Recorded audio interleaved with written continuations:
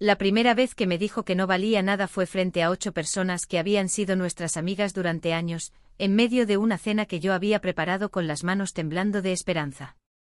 El sonido de su copa estrellándose contra la mesa ahogó la música suave que sonaba de fondo, y su voz seca, fría, cortó el aire como un cuchillo. No fue un susurro, no fue un desliz. Fue una sentencia pública, pronunciada con la seguridad de quien cree que tiene derecho a destruirte. Y en ese instante, mientras todos bajaban la mirada y él recogía su abrigo para irse con otra, supe que mi vida iba a partirse en dos, la que fui antes de esa noche y la mujer que tendría que convertirme para sobrevivir después. Había pasado la mañana de ese día eligiendo las flores. Me levanté temprano, antes del amanecer, porque quería que fueran frescas. Caminé al mercado de flores del centro, donde los vendedores ya me conocían. 10 años, me dijo doña Marta mientras ataba los tallos con cinta verde. Felicidades, hija. Que dure 100 más. Sonreí, pero en el fondo sentía un nudo en el estómago. Los últimos meses habían sido extraños. Arturo llegaba tarde, respondía con monosílabos, dejaba su ropa tirada como si ya no le importara el orden que yo tanto cuidaba. Pero me negué a pensar lo peor. Era nuestro aniversario. Tenía que significar algo. Regresé a casa y pasé horas preparando la mesa. Platos de porcelana que solo usábamos en ocasiones especiales, manteles bordados por mi abuela, velas que olían a jazmín. Incluso encendí el sistema de sonido con una lista que había armado semanas atrás, canciones que habíamos escuchado en nuestros primeros años, cuando aún se tomaba de mi mano al caminar. Hice su postre favorito, tarta de limón con merengue italiano.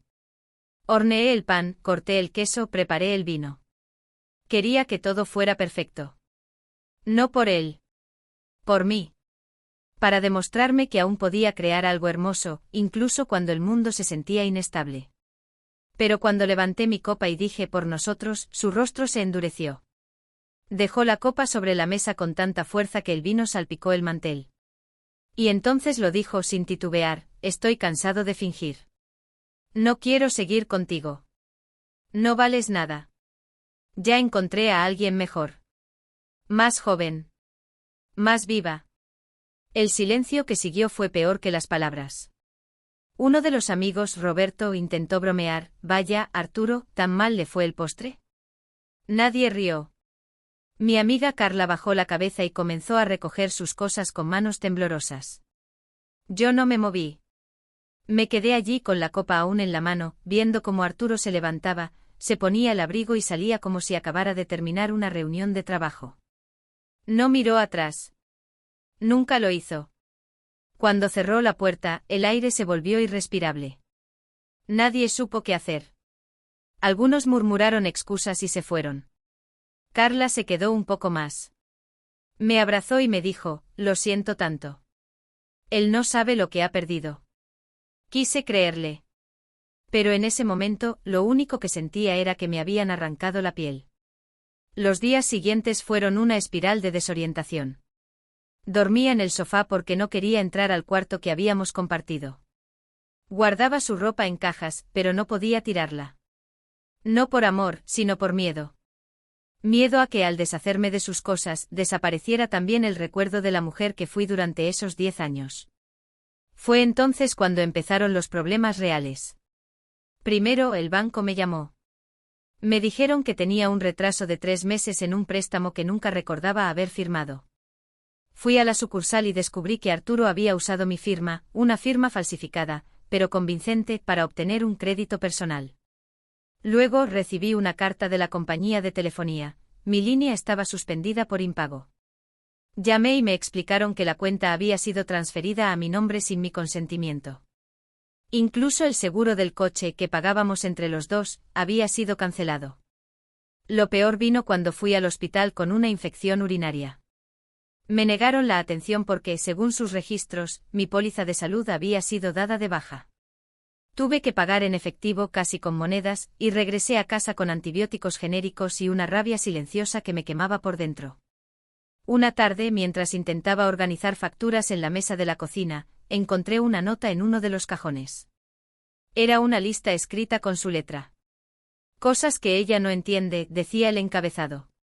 Abajo frases como porque insiste en trabajar si ya tiene todo, porque gasta tanto en decoración inútil, porque no entiende que mi carrera es más importante. Cada línea era una puñalada. Pero también, extrañamente, una liberación.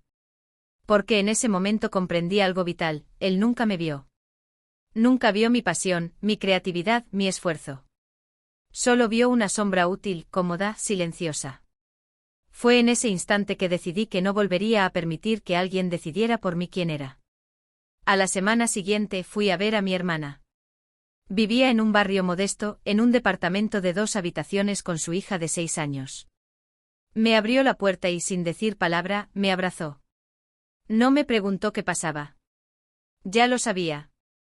Le conté todo, desde la cena hasta la nota en el cajón. Ella me escuchó en silencio con los ojos brillantes, y al terminar me sirvió una taza de té caliente. Él no te definió, me dijo. Solo reveló quién era él. Fue ella quien me habló de Laura. Laura no era una amiga de toda la vida, ni una pariente. Era una clienta que había conocido meses antes, cuando aún trabajaba desde casa y aceptaba proyectos pequeños. Había diseñado la sala de su oficina central, y aunque el presupuesto era modesto, Laura quedó impresionada con mi atención al detalle y mi forma de escuchar lo que sus espacios necesitaban, no solo lo que ella pedía. Me vio en una cafetería, semanas después de que Arturo se fuera, me contó mi hermana. Estaba sentada con una libreta llena de números, tratando de entender mis deudas. Ella se acercó, se sentó frente a mí y dijo, tú no estás rota. Estás en pausa. Y ya es hora de que retomes el control. Laura me invitó a su oficina al día siguiente. No fue una entrevista, no fue una charla casual. Fue una conversación profunda, honesta, sin máscaras. Me preguntó qué quería, no qué necesitaba. Y cuando le dije que solo quería volver a sentirme digna, asintió y me tendió la mano. Empezaremos por ahí, dijo. Durante los siguientes meses, Laura se convirtió en mi mentora, mi aliada y, con el tiempo, mi amiga. Me enseñó a leer estados financieros, a renegociar deudas, a establecer límites emocionales y contractuales.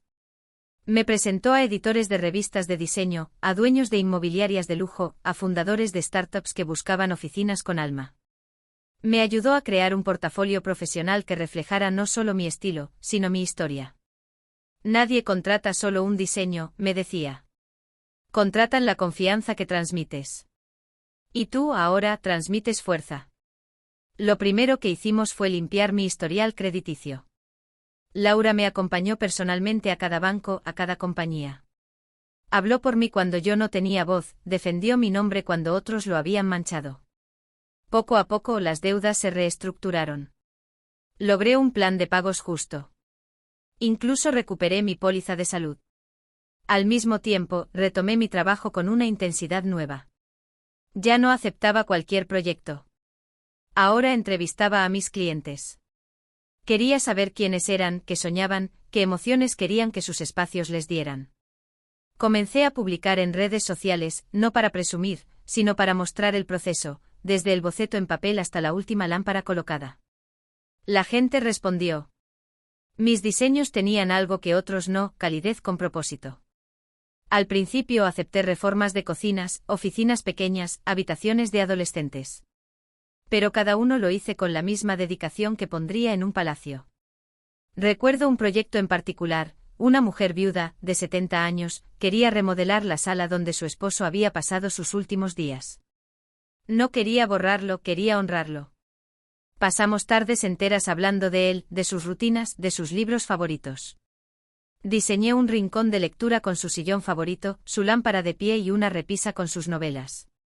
Cuando la vi sentarse allí con una taza de té y una sonrisa triste, supe que mi trabajo no era mover muebles. Era sanar espacios. Y en el proceso sanaba yo también. Poco a poco las referencias crecieron.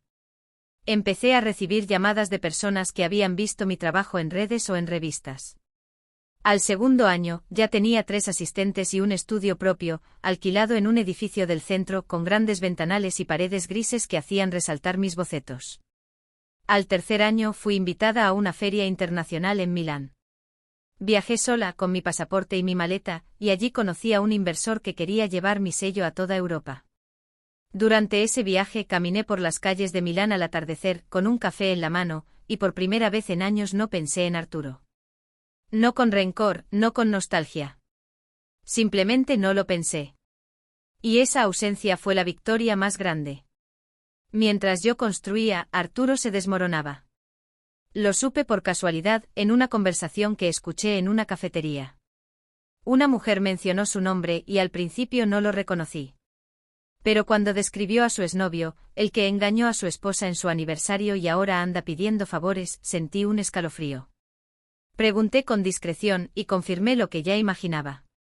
Su nueva relación no había durado ni 2 años. Ella lo engañó con un socio de su empresa, y cuando él intentó confrontarla, ella lo dejó con una demanda por difamación y una deuda que no podía pagar. Perdió su trabajo en la consultora donde trabajaba, sus socios lo marginaron, y sus amigos, esos mismos que rieron incómodos en mi casa, lo borraron de sus vidas como si nunca hubiera existido. Lo peor, me contaron, fue que intentó contactarme. Escribió a mi antiguo correo, llamó a mi madre, incluso dejó un mensaje en la contestadora de mi hermana. Siempre con la misma excusa, solo quiero saber si está bien. Pero yo ya no estaba en ese mundo. Yo había creado uno nuevo, donde su voz no tenía eco. 4 años y 3 meses después, lo vi por primera vez desde aquella noche. Estaba en una sala de conferencias de un hotel de lujo, frente a directivos de una multinacional europea, presentando un proyecto de remodelación integral para sus cadenas de hoteles en Latinoamérica. Había preparado cada diapositiva durante semanas, cada gráfico, cada paleta de colores. Llevaba un traje impecable, el cabello recogido en un moño bajo, y una voz que no temblaba. Hablé con seguridad, con claridad, con autoridad. Al terminar, hubo aplausos. Verdaderos aplausos, no por cortesía, sino por admiración. Fue entonces cuando lo vi. Parado junto a la puerta con una carpeta bajo el brazo y el rostro pálido. No parecía el hombre arrogante que me humilló. Parecía alguien perdido, desconcertado, como si no pudiera creer que aquella mujer era yo. Él trabajaba ahora como asistente de logística para uno de los proveedores del evento. No era un coincidente. Era un empleado. Al terminar, se acercó con una sonrisa nerviosa que ya no tenía poder sobre mí. «Te ves increíble», dijo bajando la voz como si temiera que alguien más lo escuchara. «No sabía que estabas en esto, en este nivel». Hizo una pausa, tragó saliva, y añadió, «He pensado mucho en ti. Cometí un error terrible. El peor de mi vida. Quería hablar, arreglar, volver». Me habló de su soledad, de sus errores, de lo mucho que extrañaba nuestra vida juntos. Le escuché en silencio, sin crueldad, sin rencor. Simplemente con la calma de quien ya no necesita probar nada. No lo interrumpí. No lo juzgué. Solo lo miré con los ojos limpios y cuando terminó, le dije, «Arturo, lo que pasó entre nosotros ya no tiene lugar en mi presente. No por rencor, sino porque he construido algo que no quiero arriesgar. No soy la persona que dejaste atrás. Y tú tampoco eres el hombre que yo creí que era». Durante semanas me escribió. Al principio con excusas, luego con nostalgia, después con súplicas. Decía que había cambiado, que había ido a terapia, que entendía todo lo que me hizo. Pero lo que no entendía era que no se trata de entender. Se trata de respetar. Y el respeto no se pide, se demuestra con acciones, no con mensajes. Una noche apareció frente a mi edificio. Llovía fuerte y él estaba empapado con un ramo de flores mustias en la mano. Me llamó desde la portería. «Por favor», dijo. «Solo déjame verte 5 minutos». Bajé no por debilidad, sino por cierre. Estaba temblando con la ropa pegada al cuerpo, el pelo pegado a la frente. «Estoy solo», me dijo. «Nadie me entiende como tú. Quiero recuperarte. Sé que no merezco una segunda oportunidad, pero, al menos déjame intentarlo». En otro tiempo, esas palabras me habrían derrumbado. Habría llorado, habría dudado, habría abierto la puerta. Pero ya no era esa mujer. Lo miré a los ojos y le dije suave pero firme, «No soy tu refugio de emergencia. No quiero un amor que solo regresa cuando el mundo le da la espalda. Lo construí sin ti. Y no voy a dejar que lo arruines otra vez». Cerré la puerta. Lo escuché murmurar mi nombre desde afuera, pero ya no había eco en mi pecho.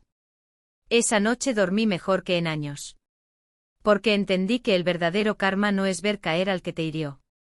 Es seguir caminando tan alto que ni siquiera oyes sus pasos detrás de ti. Nadie tiene el derecho de definir tu valor. Menos aún quien te abandonó pensando que sin él no eras nada. Hoy cada logro mío es una prueba silenciosa de que la mujer que dejó atrás no solo sobrevivió, floreció.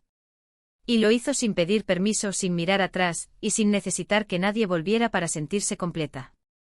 Ahora, cada vez que entro a una habitación que he diseñado, no veo solo paredes y muebles.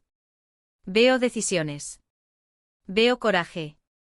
Veo la mujer que eligió no desaparecer cuando le dijeron que no valía nada. Y sé con una certeza que no necesita validación, que mi valor nunca dependió de él.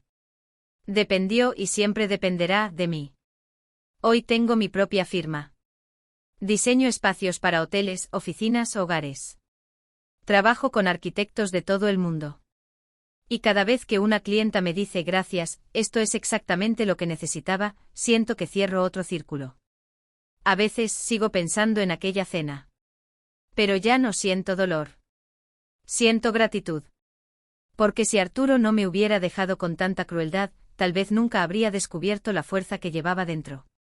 Tal vez habría seguido viviendo a media luz, esperando su aprobación, midiendo mi valor por su mirada.